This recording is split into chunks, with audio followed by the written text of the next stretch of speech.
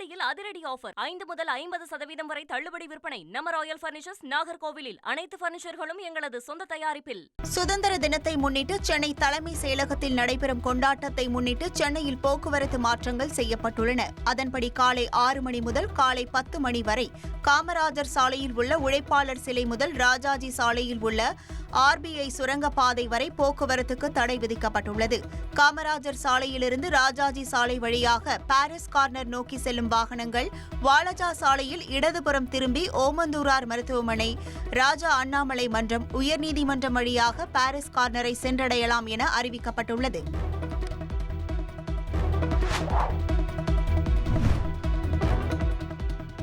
சென்னை மாநகராட்சியில் தூய்மை பணிகளை தனியார் வசம் ஒப்படைப்பதற்கு எதிர்ப்பு தெரிவித்து தொடரப்பட்ட வழக்கின் தீர்ப்பை உயர்நீதிமன்றம் தேதி குறிப்பிடாமல் ஒத்திவைத்தது. சென்னையில் தூய்மை பணி ஒப்பந்தத்தை தனியாருக்கு வழங்குவதற்கு எதிர்ப்பு தெரிவித்து உழைப்போர் உரிமை இயக்கம் சார்பில் தாக்கல் செய்யப்பட்ட வழக்கு நீதிபதி கே. சுரேந்தர் முன் விசாரணைக்கு வந்தது. அப்போது மனுதாரர் சங்கம் தரப்பில் ஏற்கனவே பணி நிரந்தரம் கோரி தொடரப்பட்ட வழக்கு தொழிலாளர் நீதிமன்றத்தில் நிலுவையில் உள்ளதை சுட்டிக்காட்டி தூய்மை பணிகளை தனியாருக்கு வழங்க முடியாது என வாதிடப்பட்டது. மேலும் தூய்மை பணி தனியார் வசம் ஒப்படைக்கப்பட்டால் 2000 பேர் வேலை பறிபோகும் என மனுதாரர் தரப்பில் வாதம் முன்வைக்கப்பட்டது. இதற்கு மறுப்பு தெரிவித்த தமிழக அரசின் தலைமை வழக்கறிஞர், சென்னை மாநகராட்சியில் மொத்தமுள்ள 15 மண்டலங்களில் 11இல் தூய்மை பணி ஏற்கனவே தனியாருக்கு ஒப்படைக்கப்பட்டு விட்டதாகவும், தற்போது ஒப்பந்த அடிப்படையில் பணியாற்றும் 2000 பேருக்கும் ஒப்பந்த நிறுவனம் பல்வேறு சலுகைகளை வழங்குவதாக குறிப்பிட்டார்.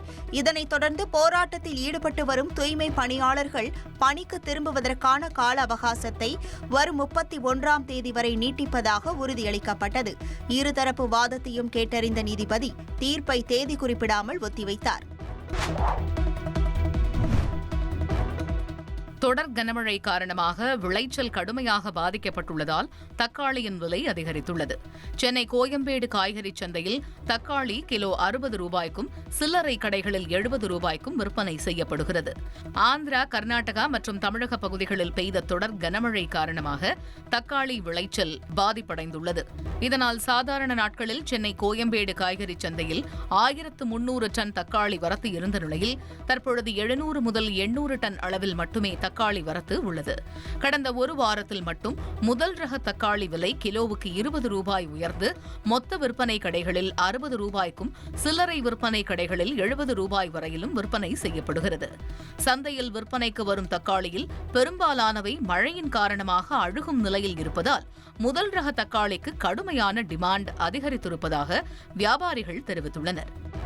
ஆடியில் அதிரடி ஆஃபர் 5 முதல் 50% வரை தள்ளுபடி விற்பனை. நம்ம ராயல் பர்னிச்சர்ஸ், நாகர்கோவிலில். அனைத்து பர்னிச்சர்களும் எங்களது சொந்த தயாரிப்பில்.